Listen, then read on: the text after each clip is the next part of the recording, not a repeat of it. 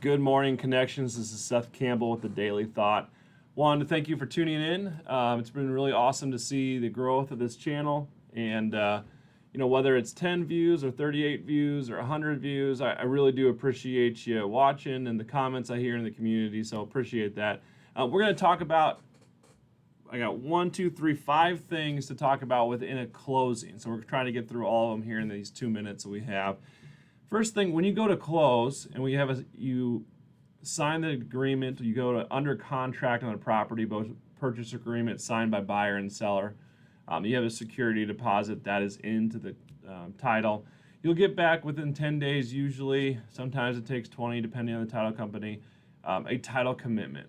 Within that commitment, you'll have it depends on the title company. It's like Section 7 or Section exemptions. You just want to make sure through that list, there's a special list in that title commitment that is basically the one page you really need to make sure where they pay taxes, the owner doesn't have any liens against the property. A bunch of things that will be listed in that title commitment that is something that you want. As a buyer, you will want to review or have your agent review and make sure they double check that.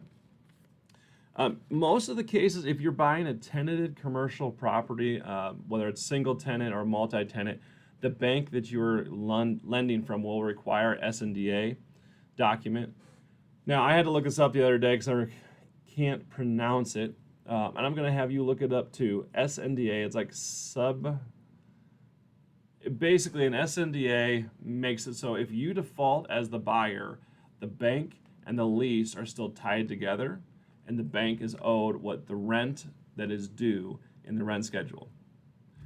It's an important document, but it is something that most banks do require. And lovely estoppels. Estoppel is a document that is a legal document, but doesn't really mean anything for the tenant, but it does clarify for you, the owner, and the bank what the tenant has agreed within the lease to pay for. It's a redundancy of the lease. Brokers hate getting them. Banks require them, but they are something good because then you know kind of what's going on with the building. You can see some history through those estoppels and get to meet the tenants along the way. The next thing that's probably most important line items are your buyer statement and seller statement. If you can, and you're buying the property, get the seller statement if they'll give it to you, just to make sure that all the checks and balances are there, the credit and debits line up, and that everybody's getting a fair shake. At the end of the day, the most important to you is usually on the bottom right-hand number, whether you're the buyer or the seller. That's either the amount of money you're receiving as a seller or the amount of money you are bringing to the table as a buyer, or sometimes a seller is less fortunate in the circumstance. They may be bringing money to the table as well.